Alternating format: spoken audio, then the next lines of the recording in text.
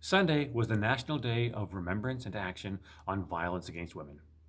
Unfortunately, we all know the story. And those of us of a certain age even remember the day, December 6th, 1989. That's the day 14 women at École Polytechnique in Montreal were murdered solely because they were female. And every year we commemorate and remember, and every year we say the same things.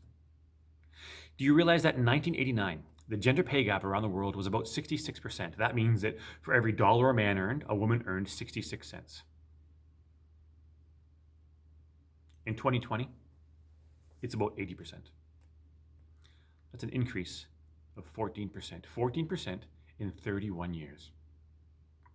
I'm ashamed and saddened to say that. And that's why it's called the Day of Remembrance and Action.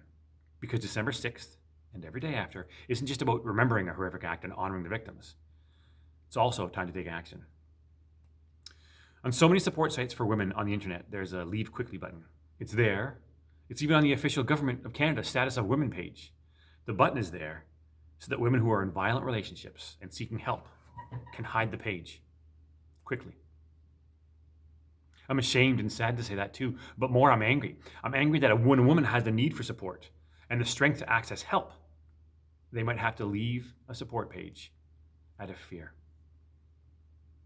I'm angry that women in Canada and around the world face disproportionately high levels of rape, murder by a partner, systematic and day-to-day racism and harassment, human trafficking, and a culture of disrespect and second-class status. And women of color, queer and trans women, and First Nations women are even more exposed to the systematic violence and sexist values. Half of my family is female. I'm angry that many marginalized and impoverished women continue to fight for basic access to feminine hygiene products.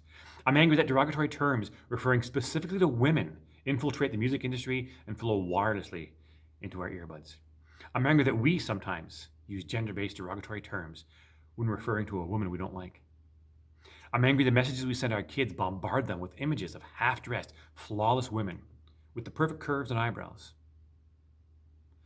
I'm angry that influencers have convinced young girls that power, feminism, and individual expression come only in the form of sexuality and a push-up bra, and not an artistic and creative freedom, equality, and thoughtful engagement. I'm angry that Cardi B, Megan Thee Stallion, and the Kardashians can't differentiate between the women they want to empower and the girls they're poisoning. The facts are simple. Ever since that moment 30 years ago, when Mark Lepine burst into an engineering classroom and shouted, "I'm fighting feminism," it has been our responsibility to fight sexism and gender-based violence and to stand up against misogyny, sexism, and hate. And I think we failed. So, for the Day of Action and Remembrance on Violence Against Women, and every day moving forward, I think we have to question whether we've truly honored the victims at École Polytechnique, how we contribute to eliminating or perpetuating hate. And now more than ever, we need to be a community that says enough is enough. So we remember, but more important, we take action. And by the way, I said pretty much the same thing last year and the year before that. Finally, for anyone who needs to talk about or report an act of sexism or violence at school or at home, please speak to an administrator, your guidance counselor, a teacher, myself, a community support, or even the police. Thank you.